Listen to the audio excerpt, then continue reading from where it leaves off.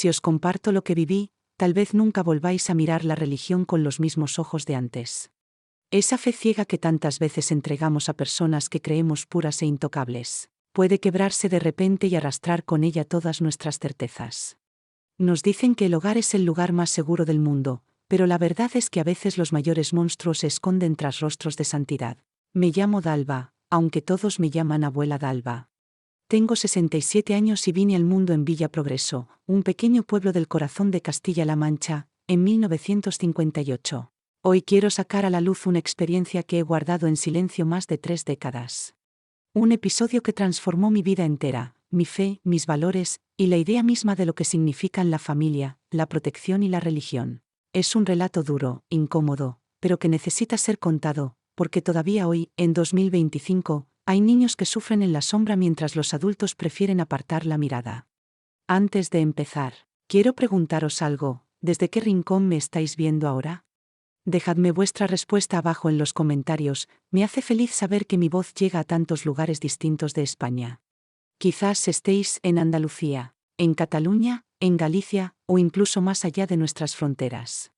Y si podéis, dadle al me gusta y suscribíos al canal, que así ayudáis a esta ancianita a seguir compartiendo sus recuerdos. Esta semana hemos alcanzado los 15.000 suscriptores, y como muestra de gratitud a todos los que formáis parte de esta gran España, voy a sortear 200 euros a final de mes.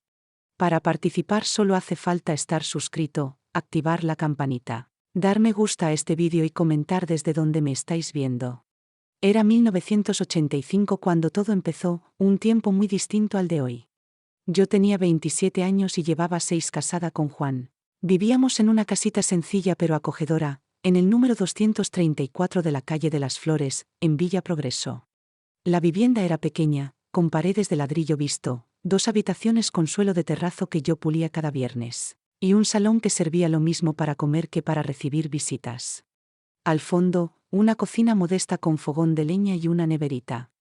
Y en el patio, un naranjo centenario que regalaba los frutos más dulces de todo el pueblo. El aire de la mañana estaba impregnado por el azahar del patio de doña Gilda, nuestra vecina, mezclado con el aroma del café recién hecho y el perfume de los geranios rojos que yo cuidaba junto a la verja. Ese olor, aún hoy, me transporta a aquella época en que la vida parecía más inocente. Villa Progreso era uno de esos pueblos donde todos se conocían de memoria, y donde cualquier secreto familiar acababa siendo tema de conversación en las esquinas y los portales. Tendría unas 800 personas en aquellos años, con calles principales empedradas que resonaban cuando pasaba el camión de reparto o el autobús que hacía la ruta hasta Puente Alto 2 veces al día. El resto del tiempo, lo que llenaba el aire eran los trinos de los jilgueros y mirlos, el ladrido de los perros callejeros y las charlas animadas de las vecinas que, al caer la tarde, salían a regar las macetas y ponerse al corriente de las novedades. Nuestra calle de las Flores estaba compuesta casi en su totalidad por casitas modestas pero bien cuidadas, donde vivían familias trabajadoras de clase media-baja, gente sencilla con corazón grande, que se saludaba con afecto cada mañana y se apoyaba en lo que hiciera falta. Allí estaba don Manuel, en el número 189, un cartero jubilado que adoraba contar historias de cuando repartía cartas a lomos de su caballo ventisca por los cortijos más alejados. También doña Rosa, la viuda risueña de la esquina, que preparaba el dulce de leche más sabroso de la región y siempre tenía palabras amables para quien estuviera atravesando un mal momento. Y José, al que apodaban el pequeño, aunque medía casi 2 metros. Un gigante bonachón que reparaba bicicletas bajo la higuera de su patio y jamás cobraba a los niños pobres que acudían con sus bicis estropeadas. Yo trabajaba feliz en una tiendecita de telas en el centro del pueblo, la Casa de los Retales, de doña Mercedes. Ella era una mujer elegante, de unos 60 años, con un ojo crítico para los tejidos como nunca he visto. A mí aquel trabajo me encantaba, porque estaba rodeada de colores, texturas y diseños distintos cada día. Ayudaba a las clientas a escoger la tela perfecta para los vestidos de comunión de sus hijas, para las cortinas de las casas recién levantadas o para los manteles de boda. La tienda olía siempre a género nuevo, con un toque de alcanfor y el perfume discreto que doña Mercedes rociaba en el aire con un frasquito francés. Ese aroma, todavía hoy, me arranca una sonrisa y me recuerda a tiempos más sencillos. Juan, por su parte, se dedicaba con empeño a la carpintería de don Antonio, un gallego serio pero de gran corazón que había llegado en los años 50 y levantado uno de los negocios más sólidos de la zona. Mi marido tenía unas manos prodigiosas para trabajar la madera. Hacía muebles que resistían generaciones enteras, desde cunas delicadas para recién nacidos hasta armarios robustos que se convertían en herencias familiares. 3 años antes, en 1982, habíamos tomado una decisión que marcaría para siempre nuestro camino: nos convertimos en testigos de Jehová.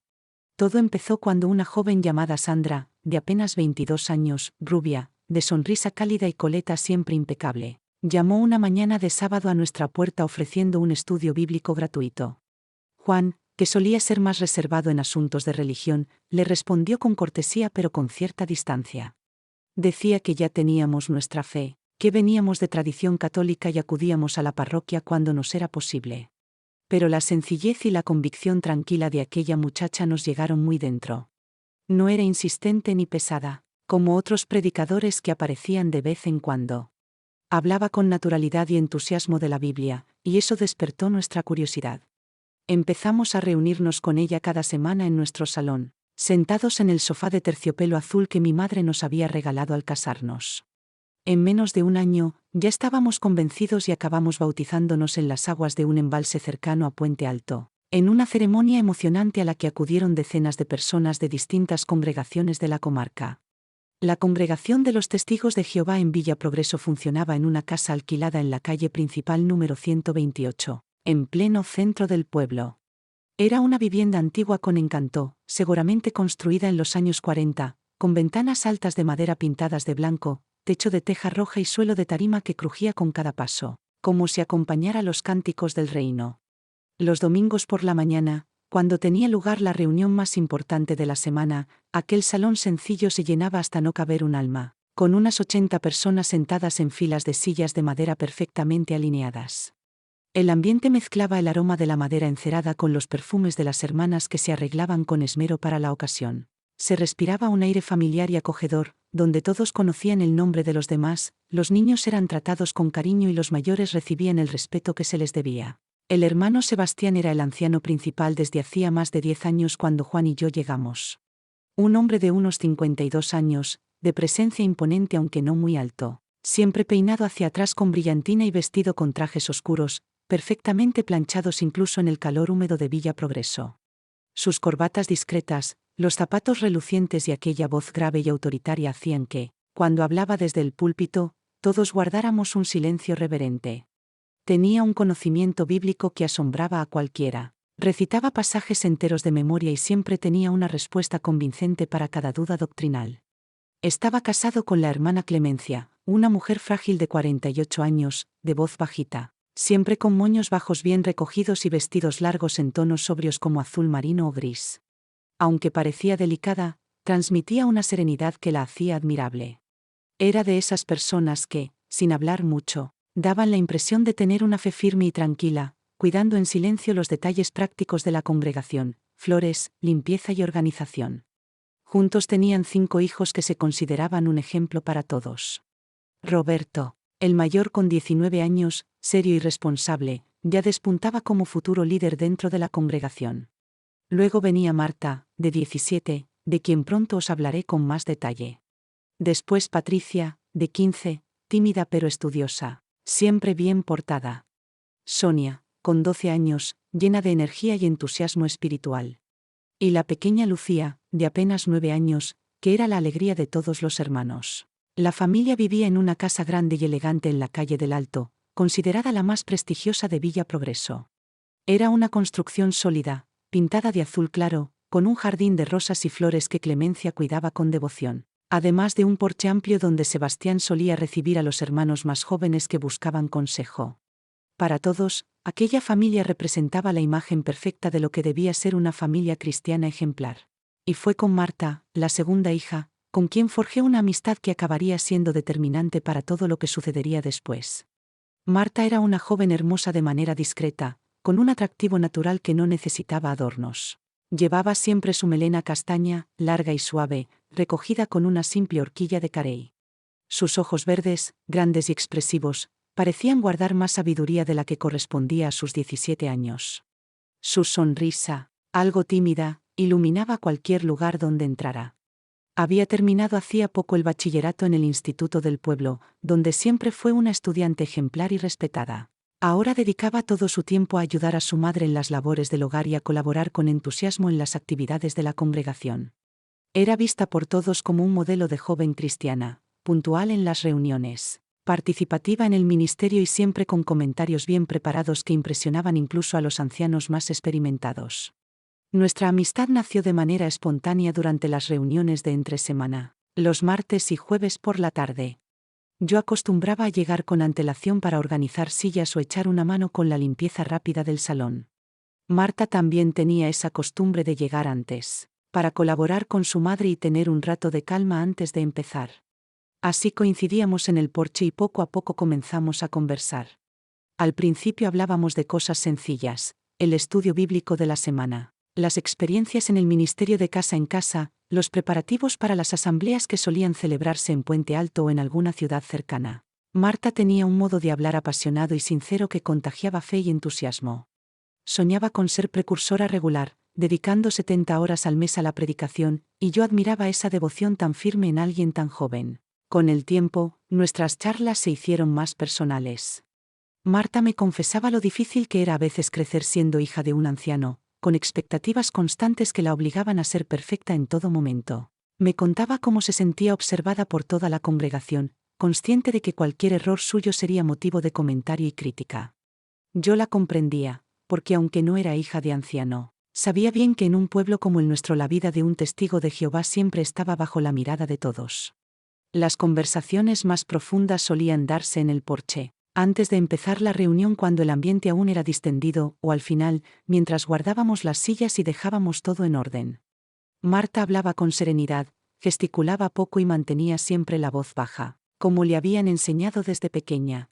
Pero cuando sonreía, su rostro entero se iluminaba de una paz que parecía venir de dentro. Yo veía en ella a una joven que había encontrado su lugar en el mundo y transmitía esa seguridad tranquila de quien confía plenamente en su fe. En los estudios bíblicos familiares, que solían celebrarse los domingos por la tarde en casa de los Sebastián, yo observaba con detalle el modo en que aquella familia funcionaba. El hermano Sebastián dirigía las reuniones con un dominio impresionante de las Escrituras, recitando pasajes de memoria como si los tuviera grabados en la piel. Cada pregunta tenía su respuesta precisa y convincente, y todos quedábamos maravillados con su conocimiento. La hermana Clemencia intervenía poco, pero cuando lo hacía, sus comentarios breves eran siempre certeros y edificantes. Los 5 hijos se comportaban de manera impecable, sentados durante horas con atención, respondiendo con inteligencia cuando se les pedía. Roberto destacaba ya como un joven serio y con cualidades de líder. Patricia, aunque más callada, mostraba siempre buena preparación y una inteligencia aguda. Sonia, con apenas 12 años, participaba con alegría en el ministerio, entregando folletos y revistas con una sonrisa contagiosa.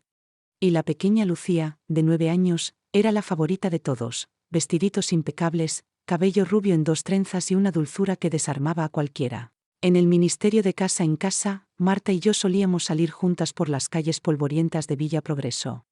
Charlábamos mientras visitábamos a las familias del territorio asignado, compartiendo nuestra fe con una convicción que nos parecía un regalo divino.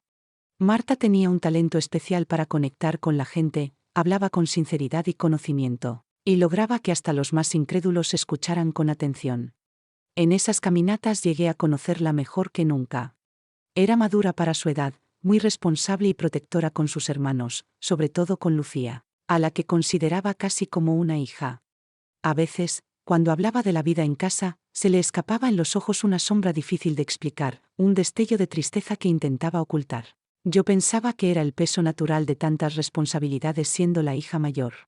Con los meses, nuestra amistad se hizo más estrecha. Marta empezó a visitarme los sábados por la tarde en nuestra casita de la calle de las Flores. Llegaba después del ministerio, todavía con su vestido bonito, y compartíamos café y tartas que yo preparaba con esmero. Bizcocho de limón con coco, de naranja con almíbar o de chocolate, su favorito. Charlábamos de todo, de los hermanos, de los estudios bíblicos, de sueños para el futuro en el nuevo mundo prometido. Juan también la apreciaba mucho, siempre decía que Marta era un verdadero tesoro, una joven de oro que cualquiera desearía tener como hija. Fue en una de esas tardes, a finales de septiembre de 1985, cuando noté un cambio en ella que me encendió las alarmas. Llegó más callada de lo habitual, con los ojos enrojecidos como de haber llorado y una expresión de tristeza que no le había visto nunca. Al preguntarle con suavidad qué le ocurría, me respondió de forma evasiva que estaba cansada, que la semana había sido muy agitada con los preparativos para la próxima asamblea de circuito en Puente Alto. Su tono no me convenció, y aquella mirada apagada me hizo pensar que había algo más profundo detrás de sus palabras. Con mis años ya había aprendido a reconocer cuando alguien cargaba con un dolor oculto. No era simple cansancio, era una tristeza que se transparentaba en sus gestos nerviosos y en la manera de evitar mi mirada. Le ofrecí otra taza de café caliente y un buen trozo de bizcocho de limón, intentando que sintiera un ambiente acogedor y seguro. Al fin, con cautela, empezó a abrirse un poco. Me confesó que se sentía sobrecargada con tantas responsabilidades en casa. Su madre dependía mucho de ella para cuidar de los hermanos, especialmente de Lucía, la más pequeña. Y su padre, me dijo, era muy exigente en los estudios bíblicos familiares, donde esperaba perfección absoluta de todos. Cualquier error, por pequeño que fuera, era motivo de largas charlas sobre obediencia y responsabilidad. Lo escuché pensando que, en el fondo, eso era normal en una familia de anciano con tanto peso en la congregación. Al fin y al cabo, los Sebastián eran observados por todos como un ejemplo a seguir.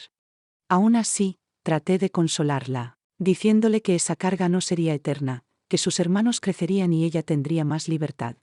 Pero con las semanas, empecé a notar señales más preocupantes. Marta empezó a faltar a reuniones, algo que nunca le había sucedido.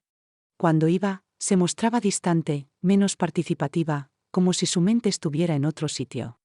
Ya no comentaba con entusiasmo los artículos de la Atalaya, y se marchaba deprisa al terminar, sin quedarse a conversar como antes. Su sonrisa seguía allí, pero se notaba forzada, carente de la alegría espontánea que tanto me había cautivado. Sus ojos verdes parecían llevar un peso que no podía compartir con nadie. En octubre, durante la asamblea en Puente Alto, observé algo que me dejó inquieta.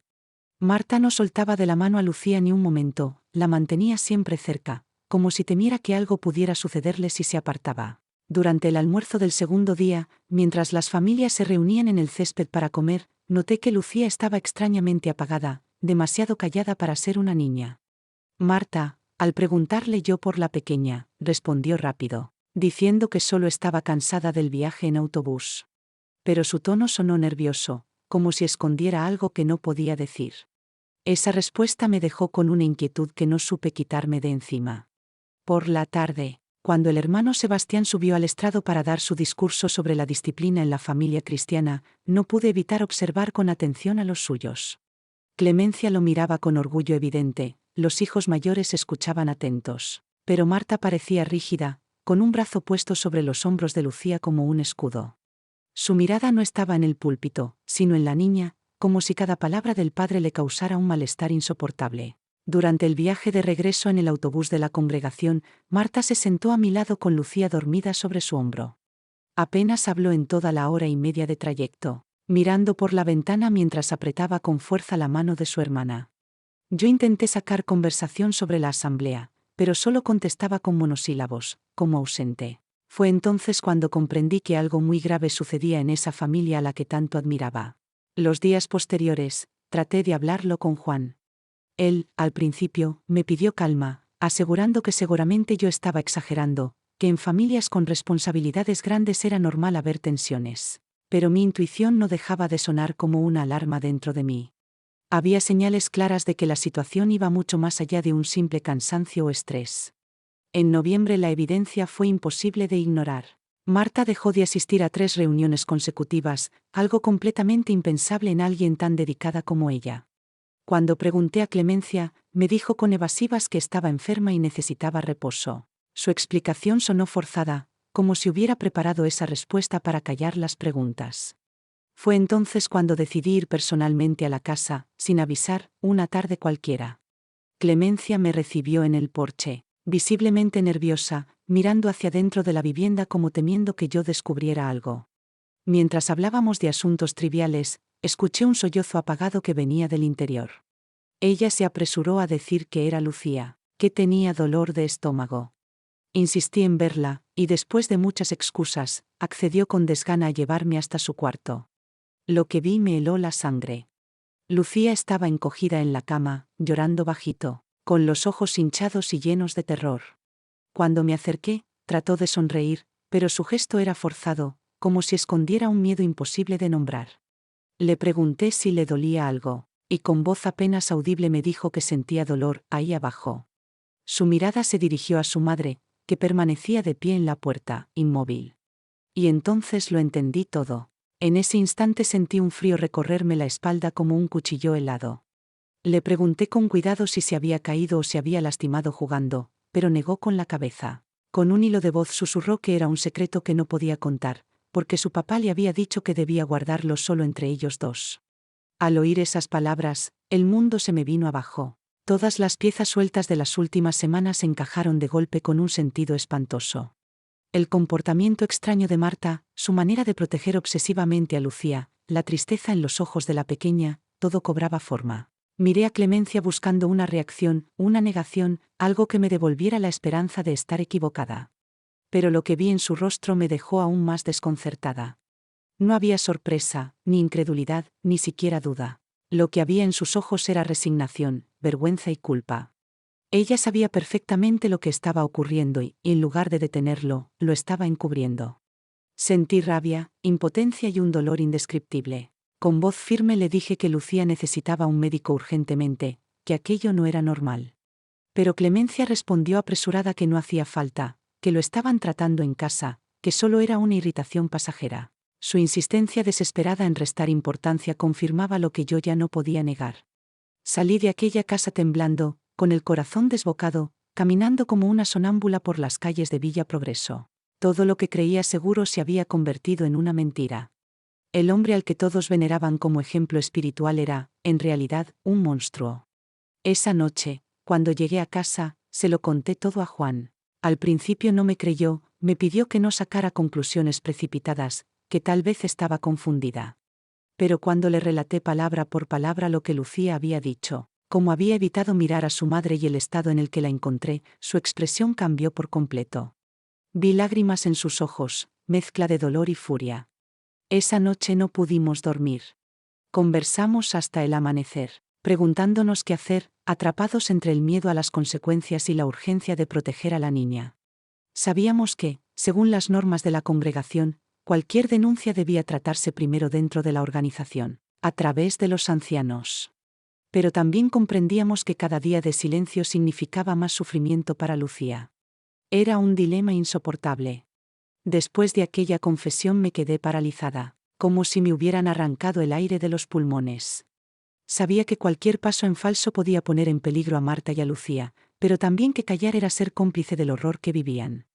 Esa misma noche, Marta me buscó en secreto en mi casa. Llegó temblando, con los ojos enrojecidos y las manos heladas. Me dijo que no soportaba más, que había decidido enfrentarse a su padre aunque le costara todo. Yo intenté calmarla, le pedí que esperara, que pensáramos juntas en un plan más seguro. Pero ella estaba decidida. Al día siguiente, durante el estudio familiar, Marta se armó de valor. Cuando Sebastián empezó a leer en voz alta un pasaje de la Biblia, ella lo interrumpió con un grito ahogado que sorprendió a todos. Le dijo que ya no podía seguir guardando silencio, que sabía lo que estaba haciendo con Lucía. El salón quedó enmudecido. Lucía empezó a llorar desconsoladamente, Roberto se levantó de golpe sin comprender nada, y Clemencia se llevó las manos al rostro. Sebastián, en lugar de negar o mostrar arrepentimiento, reaccionó con furia. Se puso de pie, la miró con esos ojos oscuros y autoritarios que tantas veces habían impuesto respeto en el púlpito, y la amenazó con destruirla si volvía a repetir esas palabras. Le gritó que callara, que aquello no debía salir de las paredes de la casa jamás. Clemencia corrió a abrazar a Marta, pero no para defenderla, sino para suplicarle que se callara, que no arruinara el honor de la familia. Marta se desplomó en el suelo, sollozando, mientras Lucía buscaba refugio en sus brazos. Yo supe entonces que ya no había más tiempo que perder. Esa misma noche convencí a Juan de que debíamos acudir a la policía, aunque significara enfrentarnos a toda la congregación y cargar con el estigma de traicionar a un anciano. Él me miró en silencio durante un largo rato y finalmente asintió, con lágrimas en los ojos. Sabíamos que el camino sería durísimo, pero lo que estaba en juego era la vida y la inocencia de dos niñas que no merecían aquel infierno. Al día siguiente, con el corazón encogido, nos presentamos en el cuartel de la Guardia Civil de Puente Alto. Recuerdo el olor a tabaco impregnando las paredes y el frío metálico de las sillas mientras esperábamos nuestro turno. Juan apenas podía hablar, así que fui yo quien relató lo que Marta me había confesado y lo que había visto en Lucía. El guardia que nos atendió, un hombre de mediana edad con bigote espeso, me escuchó con gesto grave, tomando nota de cada palabra. Cuando terminé, hubo un silencio incómodo, como si el peso de lo que acababa de contar se hubiera quedado suspendido en el aire. El agente nos dijo que necesitaban pruebas, declaraciones formales y, sobre todo, el testimonio de la propia víctima. Sin eso, el proceso sería lento y difícil. Salí de allí con una mezcla de alivio y desesperanza. Había dado el paso más difícil, romper el silencio, pero intuía que la batalla apenas comenzaba. Esa misma semana, la noticia de nuestra denuncia corrió como pólvora en Villa Progreso. Los ancianos de la congregación nos visitaron en casa, 3 hombres serios con Biblias en mano, intentando persuadirnos de que retiráramos la acusación.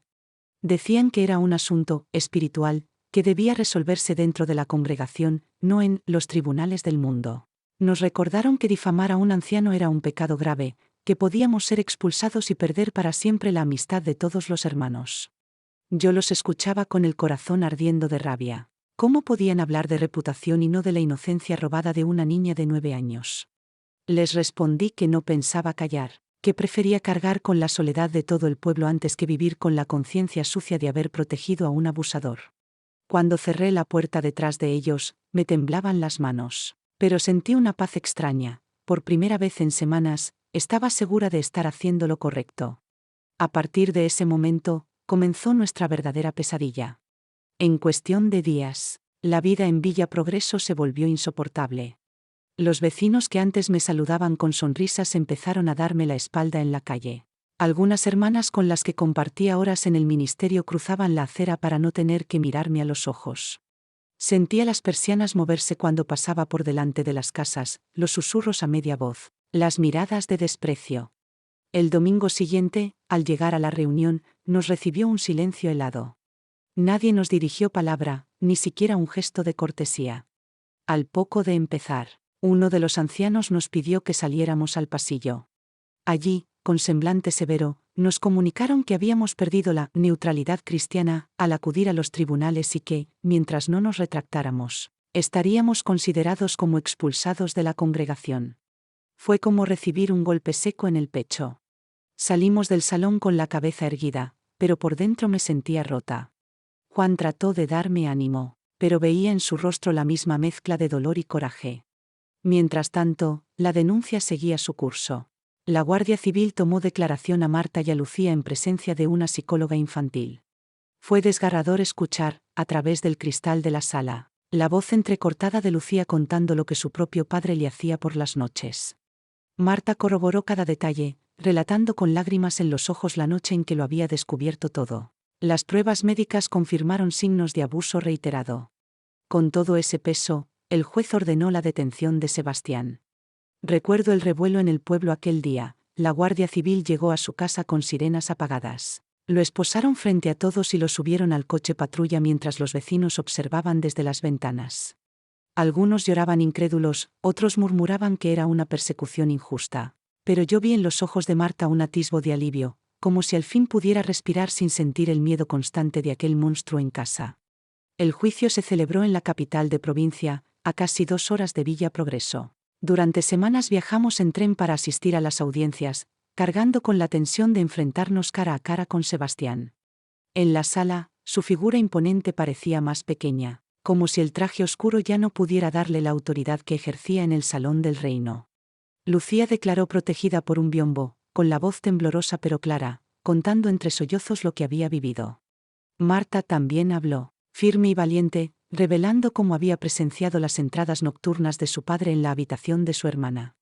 Cada palabra era un cuchillo en el aire, y cada testimonio desgarraba la imagen de perfección que Sebastián había cultivado durante tantos años. La defensa intentó desacreditarnos, diciendo que era un ataque contra la congregación, un invento de apóstatas resentidos. Pero las pruebas médicas, Los informes psicológicos y la coherencia de los relatos eran demasiado contundentes. El juez, con voz solemne, dictó sentencia condenatoria. Sebastián fue condenado a más de 20 años de prisión por abusos continuados y corrupción de menores. En el tribunal hubo un silencio pesado cuando se escuchó la condena. Clemencia rompió a llorar, no tanto por sus hijas, sino por la vergüenza de ver a su marido desenmascarado. Algunos hermanos de la congregación presentes en la sala bajaron la mirada, incapaces de sostenerla. Yo sentí una mezcla de alivio y tristeza profunda. Alivio porque la verdad había salido a la luz, porque al fin Lucía y Marta podrían dormir sin miedo. Y tristeza porque sabía que nada devolvería a esas niñas la inocencia arrebatada. Nuestra vida nunca volvió a ser igual. Quedamos señalados para siempre en Villa Progreso, como traidores a la congregación. Muchos amigos se alejaron, y la soledad se volvió compañera constante. Pero dentro de mí había una certeza inquebrantable: había hecho lo correcto. A los ojos del pueblo podía ser una traidora, pero a los ojos de mi conciencia era una protectora. Hoy, décadas después, sigo cargando con el recuerdo de aquellos días. Lucía y Marta crecieron lejos de Villa Progreso, construyeron vidas nuevas, heridas pero libres. Yo sigo aquí, en mi casa de la calle de las Flores, con el mismo naranjo en el patio y el mismo suelo de terrazo, envejeciendo en silencio pero con la tranquilidad de haber defendido lo que debía ser defendido. Si os comparto mi historia es porque quiero que nadie vuelva a callar ante algo así. El silencio solo protege a los verdugos, nunca a las víctimas.